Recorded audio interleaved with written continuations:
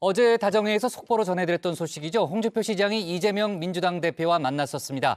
그 자리에서 홍 시장이 대통령실이 정치를 잘 모른다, 김기현 당대표가 옹졸하다 등의 상당히 비판적인 발언을 쏟아냈는데요. 오늘 국민의힘에서는 날선 반응이 많이 나왔습니다. 홍 시장을 향해서 분별력이 떨어진다, 이런 얘기까지 나왔는데요. 백다혜 반장이 관련 내용을 정리했습니다. 홍카콜라와 사이다 이재명이 만났습니다. 윤 대통령의 취임 1주년이었던 어제죠. 홍준표 대구시장이 대구 경북을 찾은 이재명 당대표와 약 30분 동안 접견을 가졌는데요.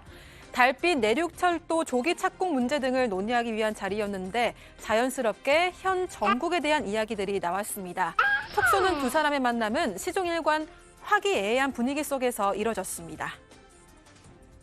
2015년도 문재인 대통령이 경남도청 방문했을 때는 거의 30분 동안 논쟁만 하다 끝났는데 그렇습니까?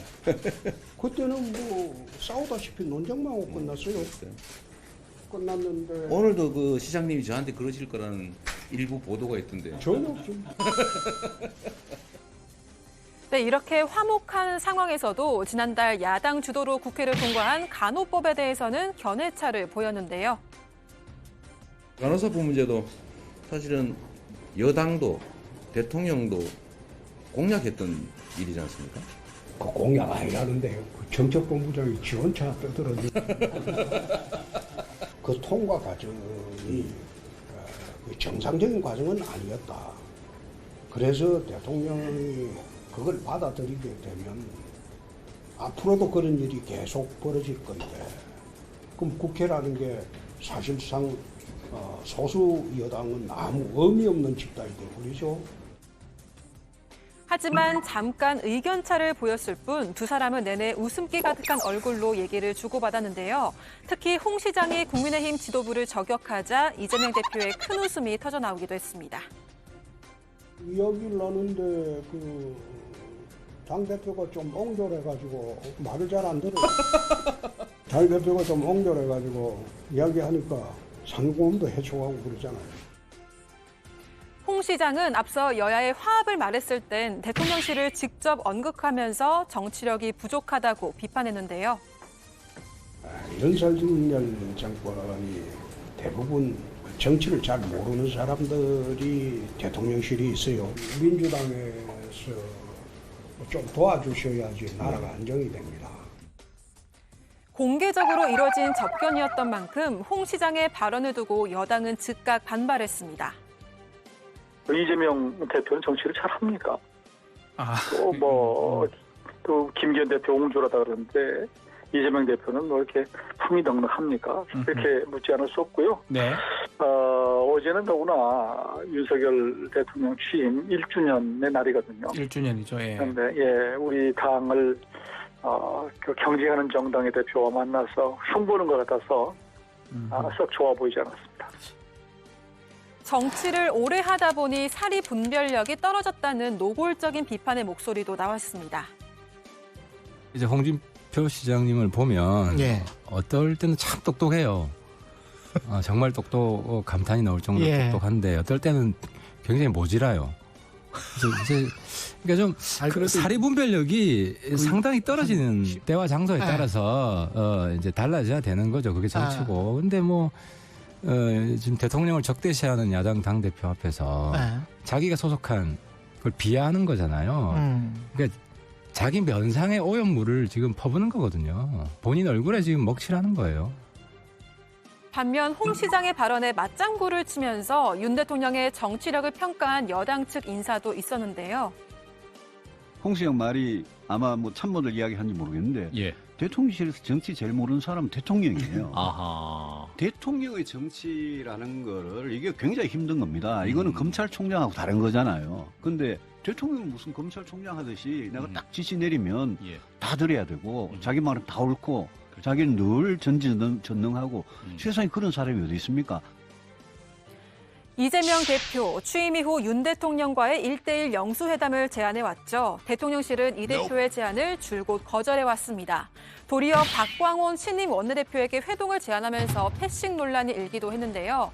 이 때문에 두 사람의 만남을 두고 이재명 대표의 정치적 목적만 달성해줬다는 여당의 비판이 나오기도 했습니다. 협치 안 되는 것이 지금 대화가 안 되는 게 국민의힘과 대통령 때문이라는 식의 뉘앙스를 탁 풍기는 말씀을 하셨거든요. 저는 뭐 짧은 시간 대화하고 나면서 아마 이재명 대표가 회심의 미소를 짓고 나오지 않았을까. 네, 그래서 어떤 홍준표 대표께서는 제가 보기에는 이재명 대표가 의도했던 정치적 목적을 다 달성해 주신 것 같습니다. 이런 비판에 대한 홍 시장의 변, 이 대표가 먼저 대구시장실로 찾아오겠다는데 어떻게 거절하느냐였습니다. 그러면서도 대통령이 중범죄로 기소된 사람을 어떻게 만나느냐며 자신은 거절할 수도 없는 입장이라고 말했습니다. 지금 그 대통령께서는 여야 영수회담 안 한다고 막 야당 진영에서 난리를 치고 하는데 이게 경우가 좀 틀려요. 영수회담 하기가 어려울 겁니다. 왜요? 대통령은 사법 절차를 관장을 하고 있는 사람이기 때문에 중범죄라고 기소된 사람을 어떻게 만나요? 제가 거부하면 좀 이상하잖아요. 나는 뭐 그런 사법 절차 관장하는 사람도 아니고. 또 이번 회동이 홍 시장의 정치적 포석이라는 해석도 나왔는데요.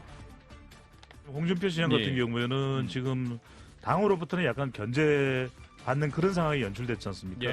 지금 좀 주목을 받아야 될 필요가 있는데 문재인 전 대통령을 만나러 이제 가는데 그런 연장선상에서 본인의 중량감도 올라가는 거죠. 이재명 대표는 직전 본선 대선 후보, 문재인 전 대통령은 대통령, 홍준표 시장은 대선을 꿈꾸고 있는 인물, 이런 연장선상에서 홍준표 시장의 주가는 올라갔다 봐야죠. 반면 정치적 노림수는 아닐 거다. 국회 예상 통과가 필요했기 때문에 만났지만 할 얘기와 하지 말아야 할 얘기를 구분하지 못했을 뿐이라는 평가도 나왔습니다. 만날 수는 있죠. 왜냐하면 뭐 국회 예산 통과가 필요하고 하니까. 그런데 이제 이재명 대표 앞에서 할 이야기와 하지 말아야 될 이야기를 구분 못하는 걸 보면 대통령은 야당 대표와 지금 계속 안 만나고 있지만 사법 리스크라는 것 때문에 그런데 나는 만나서 이렇게 건설적인 것에 합의를 하고 있다. 내가 더 정치를 잘한다. 그렇게 생각하면 정말 오만하죠. 본인을 대통령하고 동급 취급하는 발상이잖아요. 이제 그런 생각 안 그런 하실 속마음. 홍준표 대구시장, 사랑제일교회 목사 전광훈 씨 문제를 두고 국민의힘 지도부와 갈등을 빚다가 당 상임고문에서 해촉됐었죠. 이후 당분간 당 대변인이 말한 대로 입을 닫고 있겠다고 밝혔습니다. 당시 김기현 대표가 경성 때 약속했던 지지율을 만들어 보라면서 마지막까지 비꼬는 모습을 보였는데요. 해촉 이후 한 달이 채 되지 않은 시점에서 야당 대표와의 회동으로 눈길을 끈 겁니다. 어제도 중앙 정치가 잘 됐으면 좋겠다는 바람을 전하면서 본인은 대구시정에 집중하고 있다고 말했는데요. 하지만 이내 민주당 돈봉투 의혹과 비교하면서 김재원, 태영호 전 최고위원들의 리스크를 지적했습니다. 그거 문제되는 사람들은 민주당은 적극 탈당해서 당의 부담을 덜잖아요. 근데 우리 당은 그래 안 하잖아요. 얘들이 욕심만 가득 차가지고 당이하고 지 되든 말든 내가 살아야 되겠다. 그 생각으로 하고 있으니까 당에 대한 헌신이 없는 거죠. 우리 당이 원래 그래요. 물론 사법 리스크에도 당직을 지키고 있는 이 대표를 겨냥했다는 해석도 있습니다. 야당 대표 앞에서 당내 리스크를 직접 언급하면서 비판에 눈길을 끈 홍 시장. 사실 중앙 정치에 대한 관여는 과거에도 여러 차례 논란이 된 바 있었는데요. 그때마다 상임 고문 자격으로 당무에 적극적으로 의견을 밝힐 뿐이라는 입장을 보여왔습니다. 하지만 해촉된 이후에는 공개적인 비판 발언을 비교적 자제해 왔었는데요. 당 지도부와도 껄끄러운 관계를 이어왔던 만큼 이 대표의 방문을 반길 수밖에 없지 않았을까 싶습니다. 오늘의 주민 한마디는 홍 시장이 정치인으로서 존중을 표하면서도 반중 정치에 매몰됐다며 직격했던 이분의 말로 마무리하겠습니다. 그냥 대구시장이나 잘 하라고 그랬어요. 그래요? 윤석열 대통령한테 한 방 맞고 대구시장으로 자기 내려간다고 갔지 않습니까? 갔죠. 그러면 대구 발전을 위해서 노력하지 뭐 중앙정치에 얘기할 필요가 뭐 있어요. 사실 관종 정치는 홍준표 시장 당선인이 최고입니다. 아, 그렇습니까? 네. 그냥 그대로 두세요.